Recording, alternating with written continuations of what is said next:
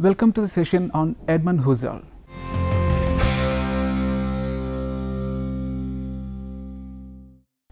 Edmund Husserl, the father of phenomenology, was born in 1859 in Prosnitz, a village in Czechoslovakian Moravia, which at that time formed part of the Austrian Empire.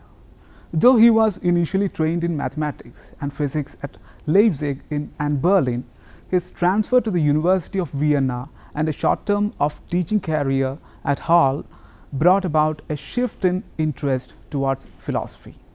In 1900, accepting an invitation to join the philosophy faculty, he moved to Göttingen, where he subsequently became professor in philosophy. In 1916, he obtained a full professorship at Freiburg, where he remained until his retirement. The last years of his life were overshadowed by Nazi politics, though his death in 1938 saved him from witnessing the war unleashed with Hitler's invasion of Poland. Major works are Philosophy of Arithmetic, published in 1891, Logical Investigations in 1901, Ideas pertaining to a pure phenomenology and to a phenomenological philosophy, published in 1913, Cartesian Meditations and the Crisis of European Sciences and Transcendental Phenomenology. The three phases.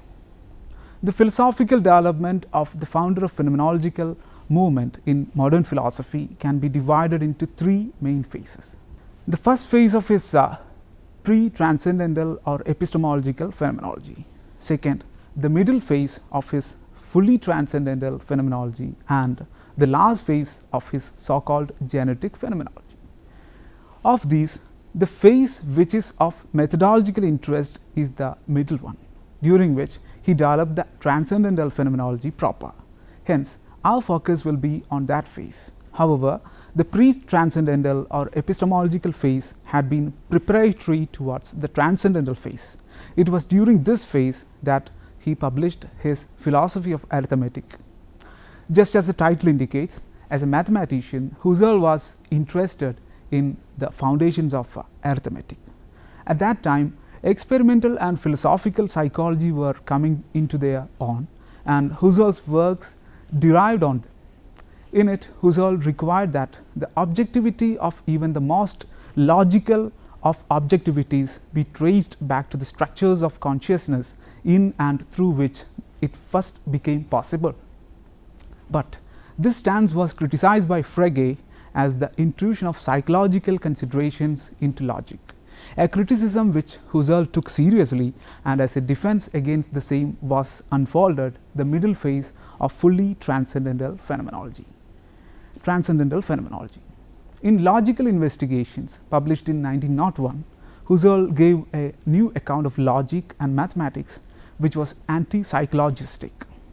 According to it, the laws of logic and mathematics are not empirical laws that describe the working of the mind, but ideal laws whose necessity we intuit, that is, see a priori.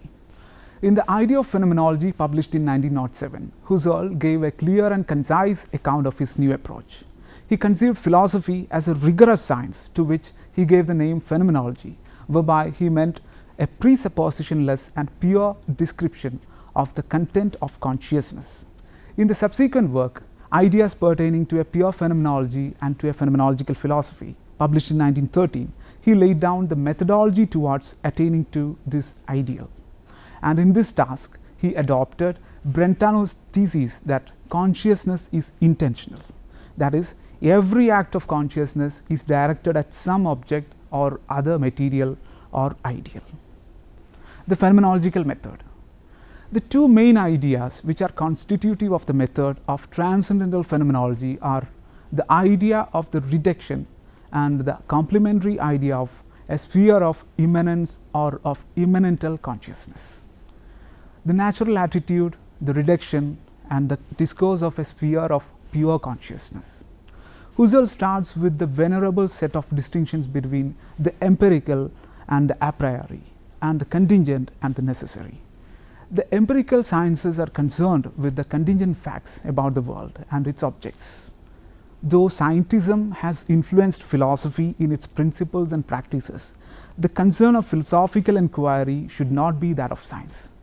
True philosophy, that is phenomenology, is not a science of facts, but of essential being, which aims exclusively at establishing knowledge of essences, which Husserl terms as eidos in the ideas.